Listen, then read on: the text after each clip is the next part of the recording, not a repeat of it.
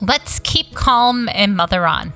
Mothering is way too important to do alone and way too serious to be serious all the time. My name is Christy Thomas, and I am here shoulder to shoulder with you, mothering and enjoying life together. This is the podcast where you can focus on being mindful and taking a deep breath with me and learning new things so you can pause and savor the amazing life you already have. Now let's go. I am excited. We have a guest today, and her name is Sarah Moore. She's an internationally published writer, public speaker, certified parenting coach, and founder of Dandelion Seeds Positive Parenting. She's also a worldschooling and homeschooling mama. This is a gem. I am so glad to kick off interviewing people again and starting with Sarah. So I hope you listen. There is some quirks with the audio as I'm a little bit out of the experience, but here we go. I'm on your website in the last week or so learning more about you because I know so much about like your Instagram presence. And I love everything that you publish on Instagram, but I was amazed by all your credentials and all the ways you've grown yourself. Were you always in education, or how did you transition into parent coaching? Sure, good question. I wasn't always in education. I did more, I did about 20 years in corporate America before starting this chapter of my life. But all of it was really preparation for parenting. When I was doing executive negotiations and trying to find common ground for people who felt like, whatever. I was like, I'm doing the same thing. I just have smaller clients now,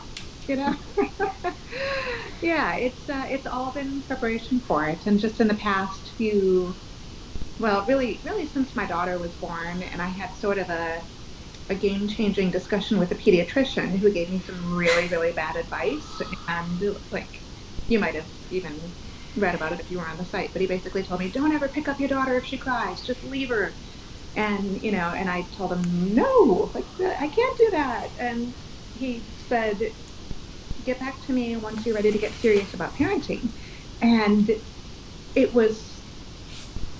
bowled me over to the point where I was so stunned for so long that when I finally came to and got my senses about me, probably a good month later, I thought, I am going to get serious about parenting, but not in the way he intended. I'm going to start learning about brain science, neuroscience, child development, gentle parenting. I want validation. I want to help other parents feel like when some nincompoop like him gives them advice, they feel empowered to do better.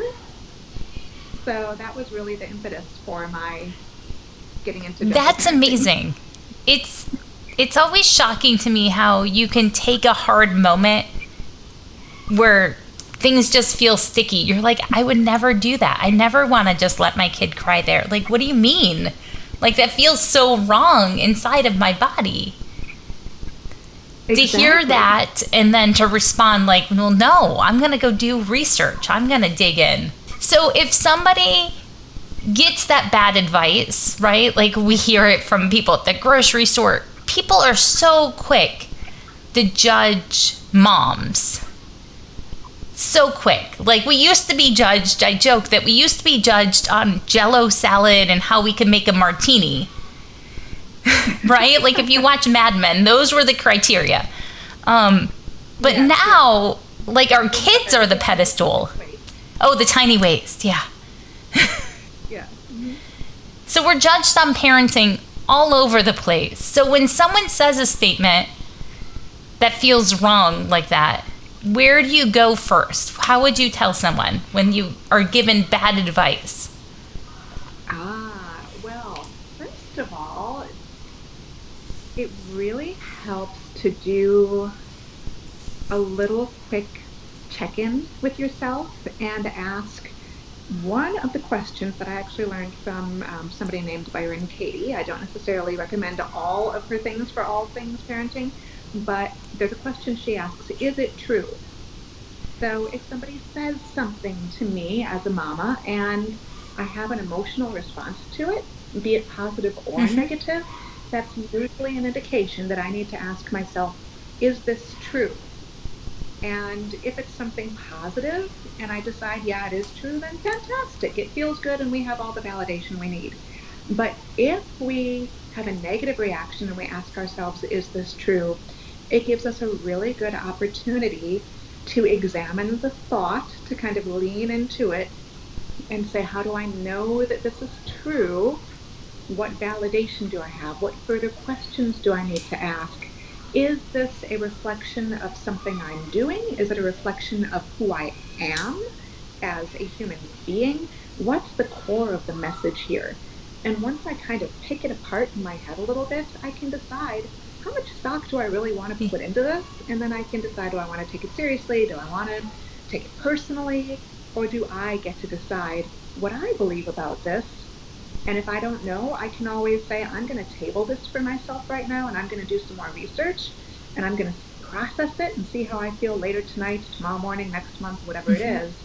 And from there, navigate around it. But I don't have to respond in the moment and decide, just because I've received this judgment, therefore it must be true. It might be wrong, and that is often a possibility. So the part that is the true question, that is so freeing to be able to pause and just say, like, do I even trust this to be true? But you don't have to respond right away and engage and bite the hook, and that you can give yourself more time. Do you find that you need time to process things in regards to motherhood and parenting? Oh, for sure. Yeah. I mean, I've always been a processor. I'm one who needs to sit with how I feel with something. I've learned that more often than not, if I have a big gut reaction, it's usually not the reaction I want to have. I mean, if it's elation, if it's joy, that's fantastic. But if it's something like, my child has upset me and I'm tempted to have a big reaction in that moment, that usually doesn't serve either one of us. And the same is true for when I'm talking with another adult. If I feel myself have a big reaction to something they've said, it usually behooves us, and it's usually better for the relationship in the short term and the long term, if I intellectualize it and say, how interesting, let me think about that, and then give myself a little bit of time and a whole lot of grace to process it in the way and at the speed that feels natural to me, so that I actually come back with an authentic response rather than one in the heat of the moment. I love that. I like that phrase. That's interesting? Or do you have other phrases you use when you feel like you need to pause a conversation? Yeah.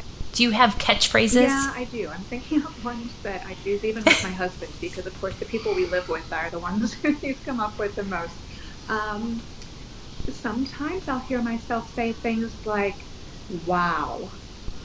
And the beauty of wow, it's kind of interesting phonetically in that it starts and ends with a consonant and has this long vowel sound in the middle. And by the time we get a good wow out of our system, we're at the end of an exhale. So there is a natural built-in pause by the time we come back to the inhale before we even can say another word. So sometimes simply that wow gives me a minute to process. And my husband doesn't necessarily know he's in trouble when I say wow. He might think that, sometimes he might be right. But sometimes it's just a matter of, I'm processing this, and I'm going to decide if my wow is, wow, that so doesn't work for me, or wow, I've never thought about it that way before. That's a really interesting perspective. Wow isn't necessarily a negative or a positive. It's just a great pause word to buy some more time while you do a little bit of processing. Does your daughter use wow at all? Has she picked up on that? She has. What she's picked up even more is, oh my goodness. It's pretty funny to hear, oh my goodness, come out of this little mouth. But it's the same kind of concept. It takes a full breath to get it out. And then everybody kind of looks and goes, wow, what's going to come next? It's a good one. So clearly that's one I say sometimes too.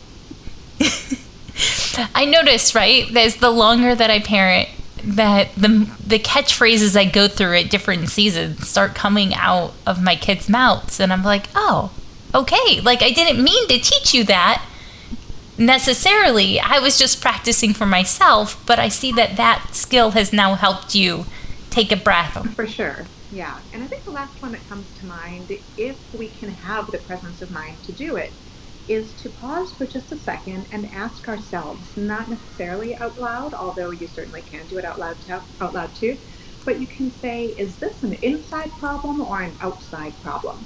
Inside something I need to process because it's based on emotional strife or some sort of discord that you are experiencing interpersonally, versus an outside problem. Okay, Sarah, so what happens if someone does give you that bad parenting advice? You've given it space to think about and pause. Where do you go to for the answers once you've decided that what they've said isn't true? How do you know, or how do you go into that questioning of what's next? That's such a good question. So here's the thing. The very best expert on who to trust when it comes to your child's development is your child themselves. It doesn't matter if your neighbor or your mother-in-law or your best friend comes to you and says, your child should be doing this thing by now, shouldn't they? Well, just because their child did doesn't mean that it's right for your child. The best resource we can possibly have is the one whose little eyes we can look into and say, does this work for you? If you asked my daughter when she was 6 months old, should you be sleeping through the night yet? She would look up at me, and if she had been able to articulate it, she would have said, heck no, Mama, I'm here to wake you up every hour. And that would have been her reality. And she was growing and thriving and smiling and rolling over and doing all of the things that 6 months old, quote unquote, should be doing. And the sleep part just wasn't where she was developmentally yet. So it didn't matter if my neighbor's baby was sleeping, mine wasn't. So my child was the expert on herself. Similarly, as kids get older, whether they are 7 years old, 15 years old, or 25 years old, if there is something that other people think, oh, well, according to the book or according to what most kids do, and I'm making air quotes around most kids, you know, it doesn't really matter what most kids are doing. Look at your child. Your child will tell you in their own way whether they are ready to read and write, whether they are ready to ride their bike yet, whether they are ready to go for a walk around the block without holding Mama's hand. You know, there's nothing wrong and everything right with looking at the child in front of you, because that child will give you the parenting advice you need if you simply pay attention and trust them. And of course, you can help them learn skills, you can help encourage independence or whatever it is. But what we often find in child development is that the best way to foster independence in all of its forms is to let the child be as dependent as they want to be for as long as they want to be it, so that they feel emotionally grounded enough to branch off and do their own thing when they're ready. And then honestly, we as parents have to decide that we're ready too, because it is a dance of connection, relationship, and attachment. So trust the child. The child is the best resource you could ever have when you get those should comments in your head or from others. The idea that dependence leads to independence might have just blown someone's mind. Can you say that one more time, Sarah? Absolutely. The key to fostering independence is to allow for deep dependence for as long and as much as the child needs it. Forcing independence too early, encouraging independence in ways that the child is not ready for, backfires. That's where you get the kid who is 5, 10, 15, 25 years old and beyond, who has attachment issues because they haven't figured out they can rest securely in the relationship with, in the connection with, in the true loving dependence of a secure and happy relationship with their primary caregiver. Once that relationship is secure and the child knows, I can rest in this, my big person is going to let me develop it in my own time and my own pace, that's where I feel empowered, and that's where I can grow best. That gives me a whole wave of freedom, as my 7-year-old is now scared to go to the bathroom by himself. And we're standing outside the door, like all of a sudden there's this hesitation to go to that room by himself. So we're like scaffolding how close we are to the restroom. Like the door's open or not open, their hand is there, like you can see us. But it's super interesting to hear that dependence in that strong connection is really what's needed for parenting. Because so often, and maybe it's an American culture thing, I've only lived in the United States, we have this idea that independence is like the number one goal of everything for parenting. But science doesn't say that, does it? It really doesn't. Particularly here in the United States, we have perpetuated a false and frankly damaging belief that we need to push our kids to get out there on their own and excel and thrive in all of these independent ways. But when we push children away, when we push them to a place where they can do these things independently, but they don't have the emotionally solid footing to help them come back to center when they need to. This is where you end up with children down the line who say, yeah, I can achieve, but where is my happiness? Where is my attachment? Where is my sense of purpose? Because I never knew what to hold on to in the first place. It was ripped out of my little hands because I was made to be independent too soon, when really there is nothing wrong and everything right, as I said, with allowing our children to rest in the security of our love and attachment.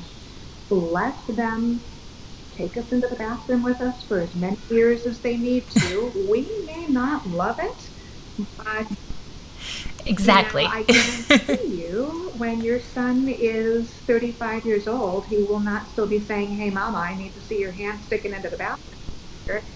That would be highly disturbing.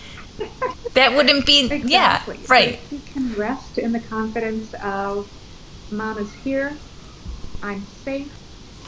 That is fantastic. Well, thank you so much for those tips. If parents are listening to this and realizing that they need to shore up that connection again, that they may be pushed too hard on certain things and they feel that resistance with their kids, do you have how do you reestablish connection if you feel like you pushed too hard? That is such a good question. First of all, do less. Simplify. Simply be with the child. Spend time doing what they want to do. Don't feel like you need to come in as Pinterest mama with, I found crafts for today. Connection doesn't come from Pinterest crafts necessarily. Connection comes from, hey, you're coloring? You want to sit on my lap while you color? And just let them rest in your presence. Let them rest in your peacefulness. It might be reading a story together on the couch. It might be, today, we're not going to book anything. Today, we're just going to spend time together. And then the onus is on us to not use that quote-unquote free time to, we're home, I might as well do the laundry and the dishes and clean the house and whatever.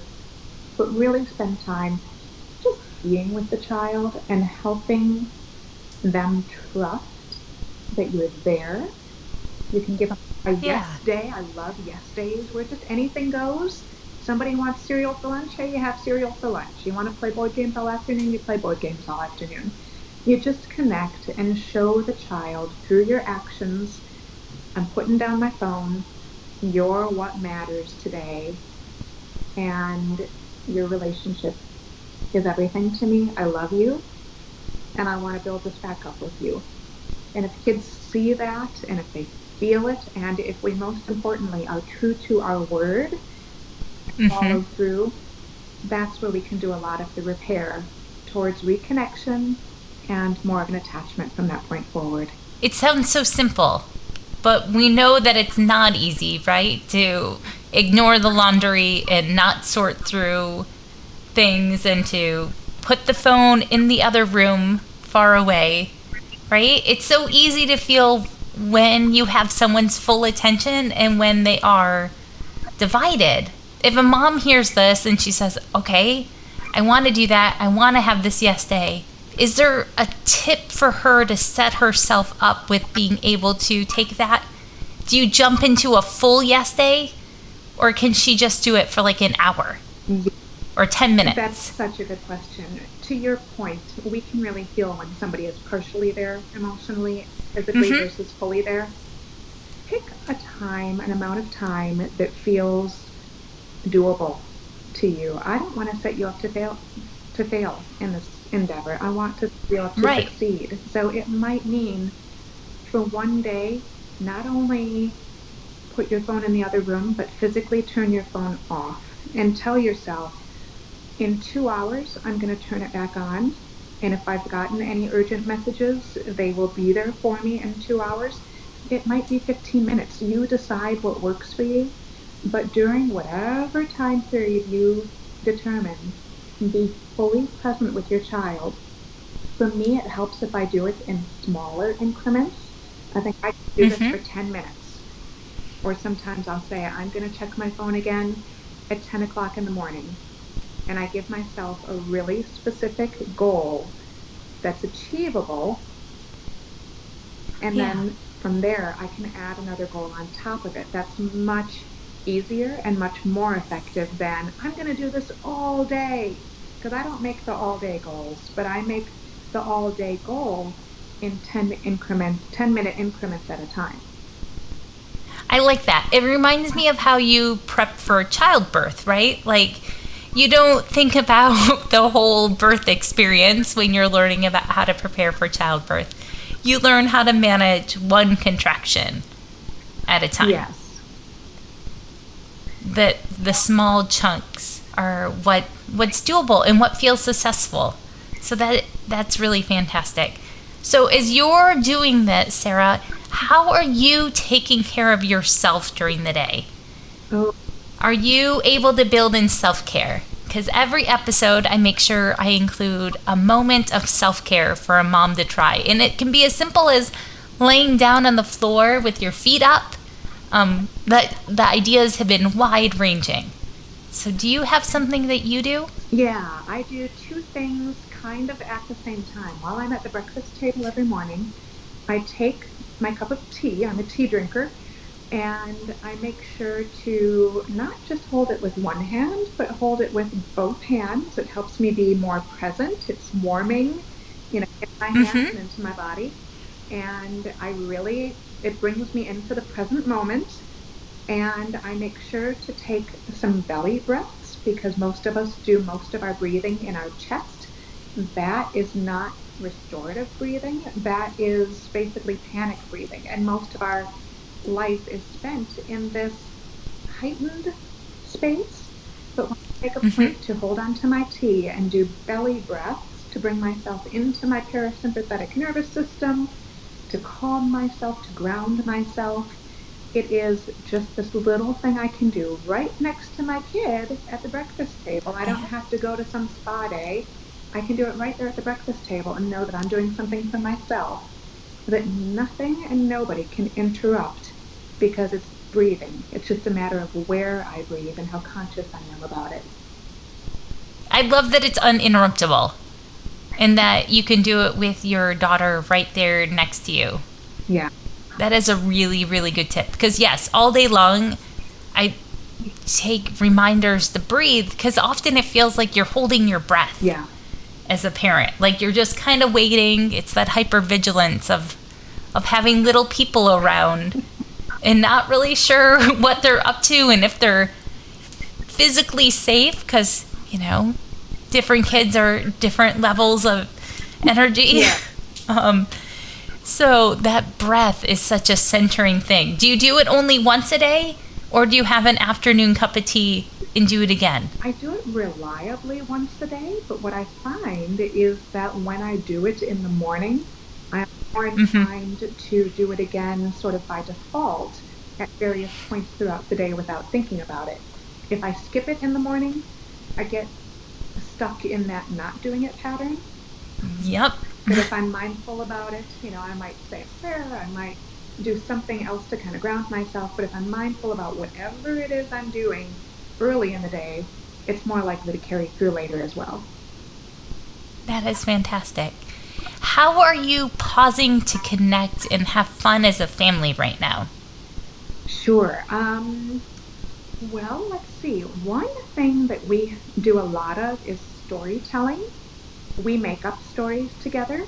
And something that's fun as a family, especially at dinner time, is we will do a version of roundtable storytelling where maybe I will make up the first sentence and I'll pass the story to my daughter and she'll make up the next sentence for what happens next. And then we pass it to my husband and he makes up what happens third. And we continue going around the table and we end up with a really silly, nonsensical story. But it's a fun way to connect. It takes the pressure off entertaining our child as parents.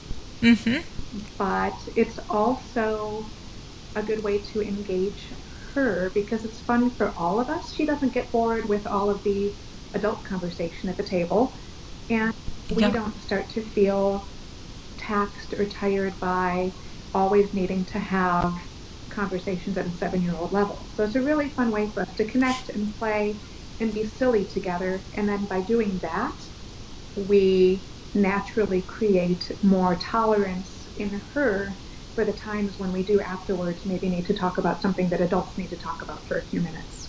I love that it's so multi-age. As I think about the ages of my kids, that we could totally sit down and do that storytelling thing and it would hit us all in a way that it's enjoyable. So thank you for such a applicable tip. Where can people find you best online, Sarah? I found you because of Instagram, my favorite social media platform. But where are the other places people can find you? Sure.